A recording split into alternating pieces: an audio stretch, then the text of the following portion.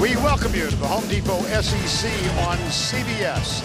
A huge crowd began gathering early this afternoon on the banks of the Tennessee River. They came early for the traditional fall walk, here to honor heroes like junior quarterback Erik Ainge. Then this group began to move inside Neyland Stadium to become part of a crowd that will exceed 105,000 tonight. There are few scenes to equal Neyland Stadium in Knoxville on a football Saturday night. That especially true when the hated Florida Gators come to town.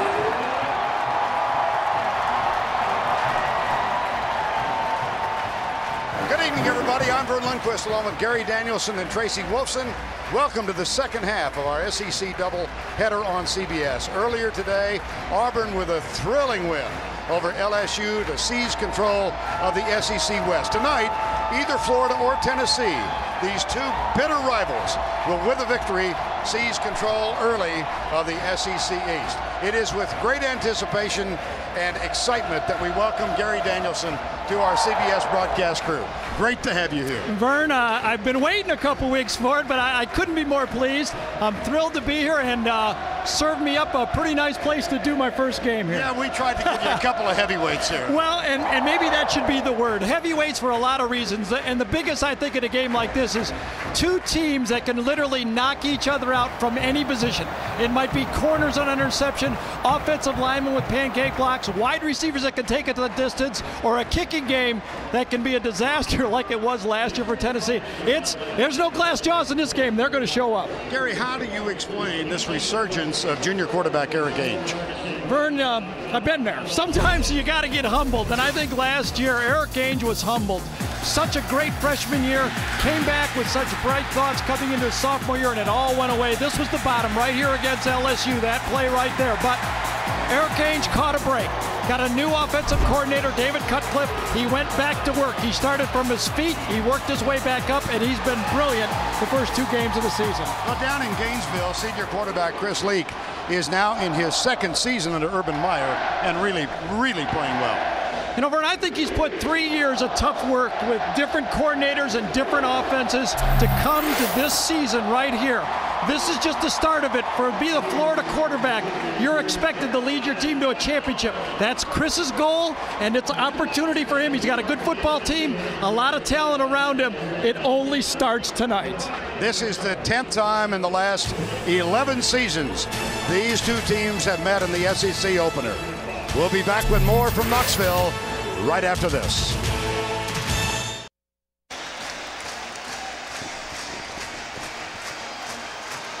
This stadium was expanded to more than 100,000 seats in 1996, and tonight, for the 66th consecutive game, 100,000 plus have gathered, and in part they are here to watch the pride of the Southland Band open the tee and welcome the Volunteers.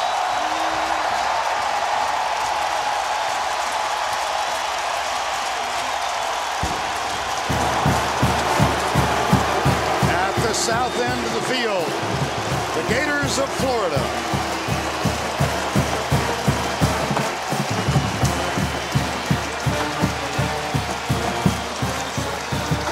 Kickoff just a few moments away.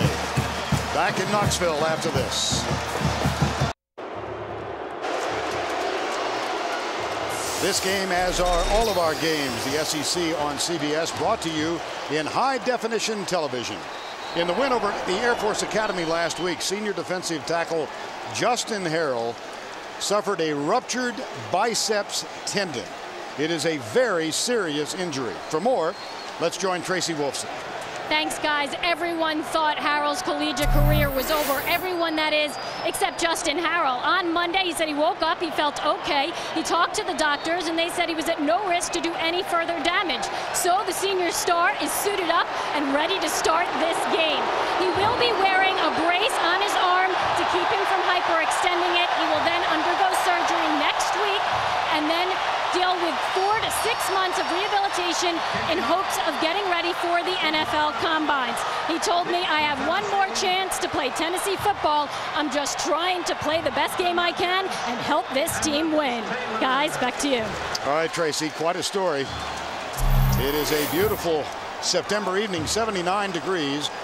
Wind out of the northwest at 5 to 10, clear skies. Florida won the toss.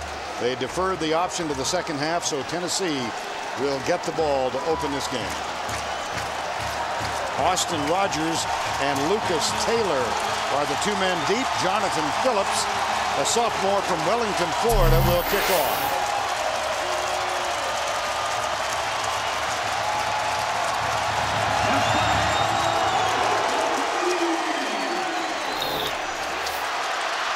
This will be Lucas Taylor, bang down at the 21-yard line.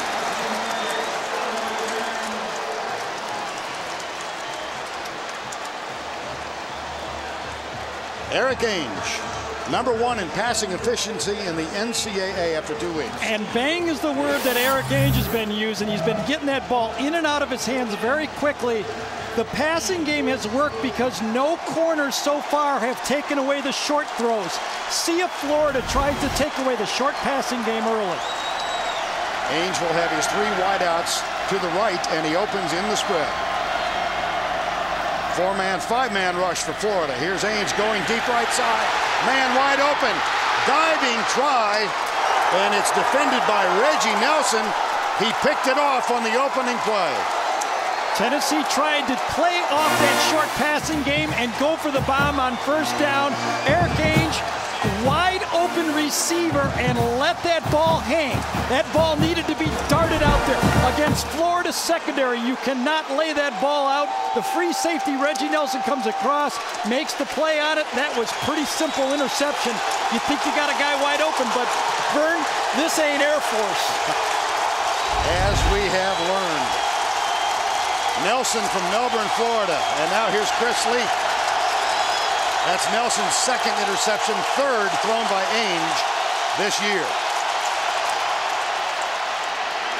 The give goes to Deshaun Wynn, number 21. Nothing there. Chris Leak in his 4th year as a starter, but only 7-7 against top 25 teams. Well, that's not all his fault. This team was a team in transition when Chris Leak started playing quarterback. They did not have the weapons that a lot of Florida quarterbacks have had in the past. I think he's done his part. Can the rest of the Florida team do their part? It's like 12 men in the huddle already. Yep. Thomas Ritter is our official. 3-second infraction on the offense. 12 plays in the huddle. 5-yard penalty. Make it second down. 12 men in the huddle against Florida. Alertly determined by eagle-eyed Gary Danielson. Yeah.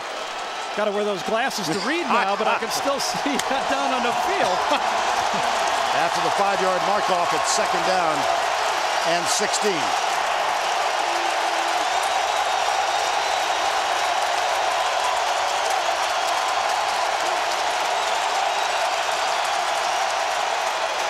Three men load up on the left side, and the pass is complete to Deshaun Wynn.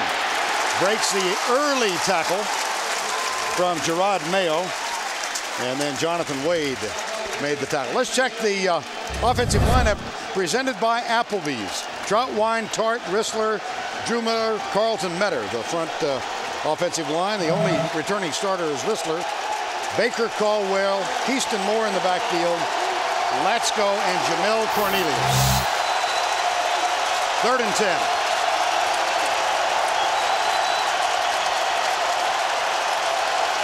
Blitz, safety. Leak steps up, delivers it left side, incomplete.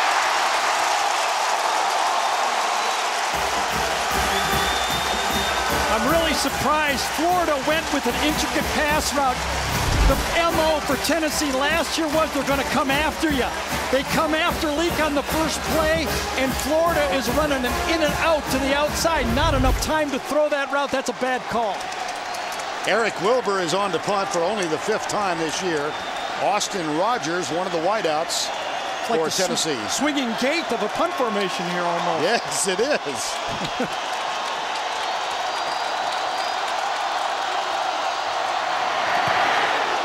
That's a line drive punt. Nope, chases Rogers, and he makes the fair catch at the 6. Well, 2 mental mistakes. Bad call on 3rd down and a bad fair catch on the punt. 54-yard punt, nothing on the return. Eric Ainge when we come back to Knoxville. And Corey Anderson, okay. No score, 12:27 to go in the first quarter. And let's check the rest of the Tennessee offense. Up front, you've got the all-conference player Aaron Sears, Ligon, Frog, walk-on, Parker, and Young. And Robert Meacham, who's off to a sensational start. Foster's listed as the starter, but it will be Montario Hardesty. Foster with a bum ankle. Anderson, Brown. And they'll go with the jumbo package here after that Austin Rogers mental mistake of fair catching it inside the 10.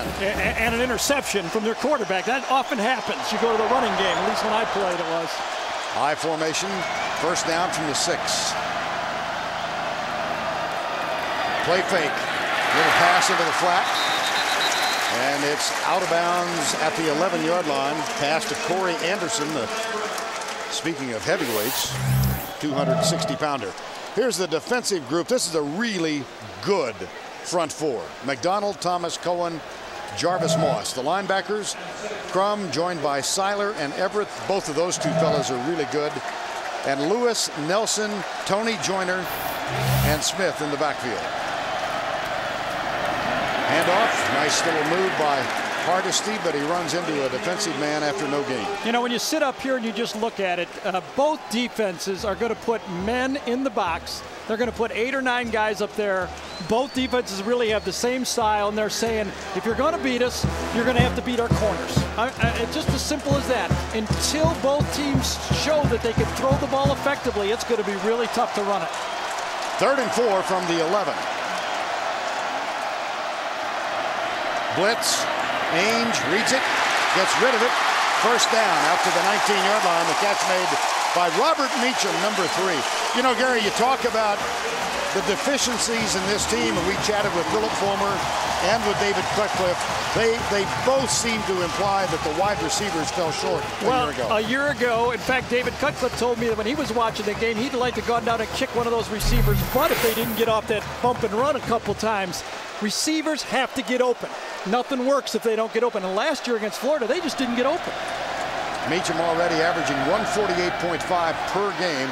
And here's a pass into the flat. And nothing doing on that one. And Gary, your keys for the game. Well, I think it's going to be which team can put some type of pressure on the quarterback. That doesn't mean sacks, and that doesn't always mean pass rush. That might be changing the secondary, blitzing, zone blitzing, but they must throw the quarterbacks a little off stride. Trench warfare. Both of these offensive lines are a little bit young, and they're playing against great defensive lines, and both teams got great athletes. If you don't tackle in space, there's going to be big plays. With a little space now from the 20. Tennessee goes from the shotgun again. Here comes the corner blitz. Ainge darts right and throws it away. They got the pressure. Yeah, and when Eric Ainge talked to us yesterday, he said the mistakes I made in 2005 was scrambling. And when I scrambled, I always tried to make a big play. Coaches drummed into me, if you scramble, be conservative. It's not a bad thing to throw the ball away, and that's exactly what he did there. 3rd and 10.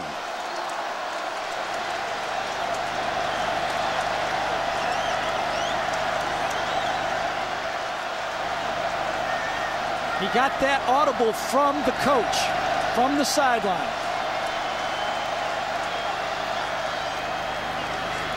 Good protection, flips it out. Jason Swain, there's not much of a gain, about 4 yards. Good corner coverage. And it was linebacker Earl Everett who dropped back. I don't blame for you saying corner because they run like corners. That's what the Florida linebackers can do. And see, those are the plays that, you got to be willing to punt the ball every once in a while. But those are the plays that this speed in the secondary are eating up that were big plays for Tennessee against Cal and Air Force. Colquitt is back to punt. Brandon James, a 5'5" freshman, gathers it at the 29. This guy can really scoot, but only if he's got room to run. Yeah, he's got to have scootable room is what it is. Colquitt, 47 yards on his first punt. Brandon James, the freshman, with an 8-yard return. Florida has the ball. We're scoreless in the first.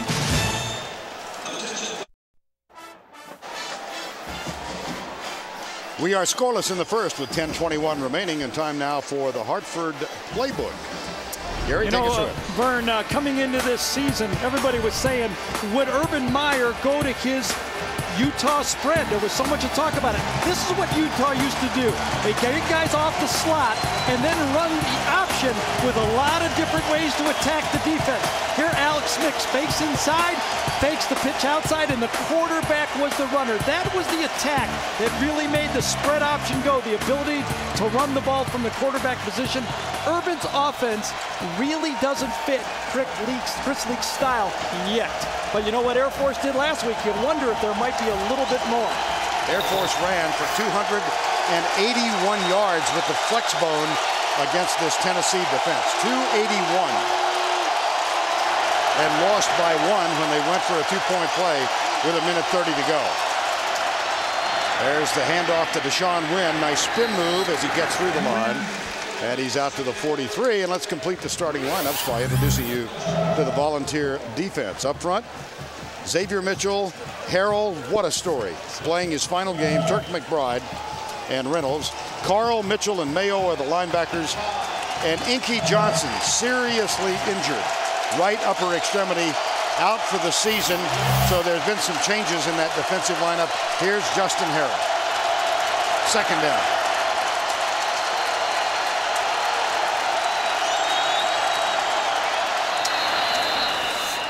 That's Turk McBride who moved.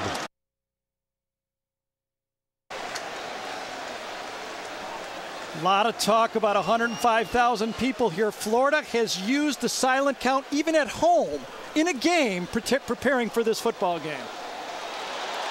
I found that really interesting. In their game against Central Florida last week, they went with a silent count in the swamp for the duration. And when I was there to watch practice, they did it the whole practice situation preparing. And this was prior to their opening game. I went and watched practice. So they've really been preparing for this 100,000+ ever since all fall and in a regular season game. I haven't heard about that much. A silent count at home. You're right. Still second down. Steve Rissler was a starting guard last year. Replaces Mike DeGore, the 4-year starter, at center. And he will snap it back to Chris Leak on 2nd and short. Goes to Deshaun Wynn. And it's Justin Harrell. Help from Xavier Mitchell.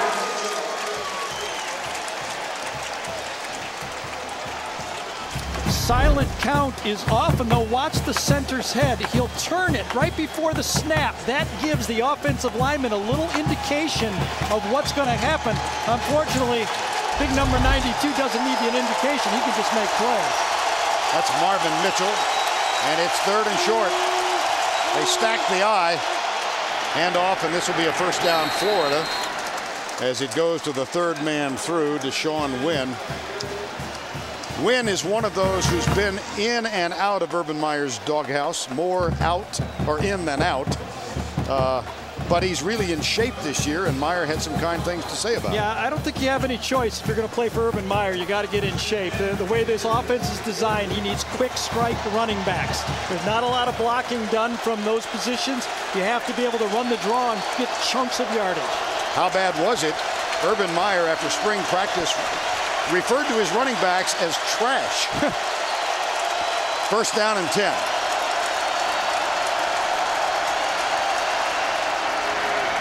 This is Percy Harvin, the freshman. He has electrified the crowd in Gainesville, averaging 13 yards on every touch, 6 runs and 7 pass receptions. He's a freshman out of Virginia. Well, I said the big guys and the receivers and the money guys don't have to block. Well, maybe I was wrong. Watch the left side of your screen. Number 81, Dallas Baker. Right there. Look at that block. He gets up. You don't have to knock anybody down. With the type of athletes Florida has, you get up into somebody's face, and that got the first down. That's a gain of 13 for the freshman. And a first down 10 at the 39-yard line. They'll give it to Wynn again. He finds a hole in the middle and plunges down to the 31. And we have a chance for the first time tonight to spend a moment with Tim Brando in New York. Now, Clemson's James Davis takes it in from 8 yards out. So many big games, the Mountain Bowl's almost forgotten. On the ensuing PAT, Lawrence Timmons blocked Chad Dean's try. Tony Carter runs it back for 2. It's 6-2 in the Bowden Bowl. All right, Tim, thank you. Zip, zip here, 2nd down and 2. Tim Tebow is in, the freshman quarterback from St. Augustine, Nice, and here is what he does so well. Now, you talk about a contrast in league style. Yeah, I am not surprised. When you look at how these teams ran the ball last year against each other, the missing ingredient is a running quarterback. That is what gets the defenses off balance.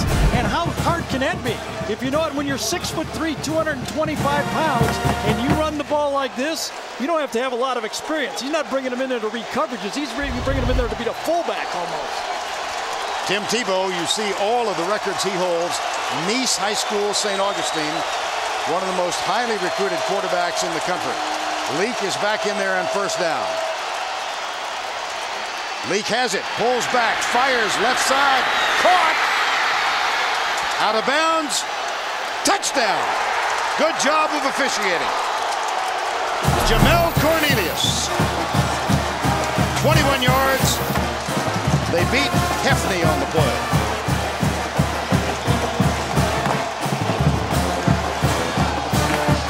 Why does misdirection work? When you make 3 straight rushing 1st downs, all of a sudden that misdirection passing game's a lot easier to throw, and he threw it against the grain. Perfect pass, like usual from Leak, and what a nice reach. And we are told now that this play is under review. Well, it's hard to score 7 points. You're going to see Leak come out this way in a crossing route all the way across the field like that from Cornelius. Misdirection one way. When you got a running game, all of a sudden you can run the ball. Tennessee gets a little bit confused, and I think he got in. I didn't see that toe touch the line. I think he did it perfectly. The field judge got it exactly right. That's Mike Washington with the call. He went Hit back the pylon. for help. Yep. Hit the pylon. I think that's 6 points. Oh, what a nice layout. And what a beautiful drive. Dan Mullen, Urban Meyer used the run, used the quarterback draw, used the quarterback power, pushed across the 1st down, and then the play action pass gets it for 6 points. Here's Thomas Ritter. After review, the ruling on the field stands. Touchdown.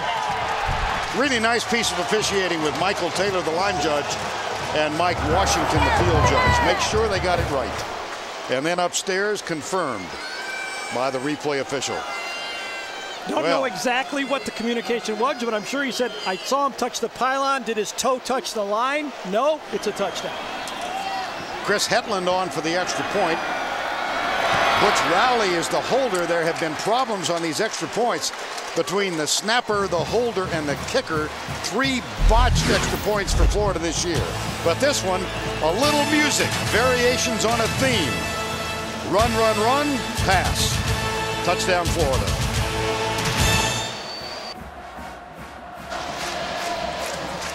.6:35 to go in the first. 21-yard catch by Jamel Cornelius from that man, Chris Leak. 7 plays, 63 yards. 6 runs in 7 plays. Is that a little bit different? That's what really got that play action pass. And if I look, again, during that break, I looked at the secondary coverage to see exactly what happened. I think Tennessee was playing a little bit of a gimmick coverage where they were trying to banjo receivers. Florida had 2 tight ends. They got a little bit confused, and out pops a touchdown. Well, let's keep our eye on that rushing stat as Tennessee yielded 281 to Air Force last week. Between these two teams, 14 of the last 16 times they have played, the team which rushed for more yards won. And just the ability to have the other team know you're willing to run. You haven't given it up. So far in the game, Tennessee's first 7 plays, they've only have 1 run. Just the opposite. They've thrown 6 times.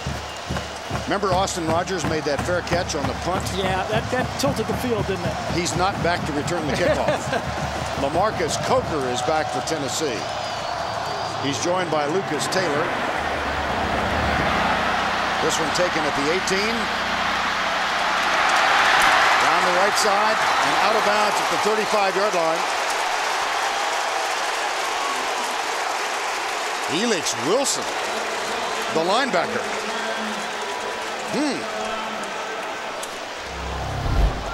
Elix Wilson was the blocking back about the 20-yard line. He's tiptoeing down the sideline, and I think that's a good no call. You can't tell exactly if he's right on the sideline or right out. A little bump to the sideline. It happened right on the Tennessee bench, and I think that's a good no call. And as a result, Eric Ainge has his men set at the 35-yard line. First down and 10. Montario Hardesty comes left, number 2. Redshirt freshman out of North Carolina. Earl Everett with a tackle. The NFL on CBS, a doubleheader for you tomorrow. Buffalo at Miami leads the early games, and New England at the Jets and Kansas City at Denver highlight the second half. The NFL on CBS, it all begins. And welcome to James Brown. Welcome home, JB. Mr. Marino, Mr. Sharp, Mr. Esiason. They do it right there, don't they? You know, we made a couple of great acquisitions this year. Well, thank you. You being in that group. Uh-oh. This one, almost intercepted. That was Ryan Smith, number 28. You know, there's something when watching Tennessee right here that's really stuck out for me so far, Vern. We look at this thing from behind. You know, if you force anyone to do something a little quicker than what they're used to, talking, you know, juggling, playing football in this case, Florida has upped the tempo of this game, and Tennessee is quite not used to it. They're used to a little tempo game, different game when they face California, who was in awe, and Air Force. Of course, they jumped out to a 35-0 win in that much-anticipated battle with California, batted back for the second time. And it will be 3rd and 10. That was big Ray McDonald right there, defensive end. Came off the outside, and those short drops, that's what Florida is ready for. They're ready for short drops coming in and out of the hands, and they're saying, jump. He beat the block of Eric Young, did not keep him down, and tipped the ball. And a flag on the play, so there's a conversation with Thomas Ritter. And Daniel Pulley, the umpire.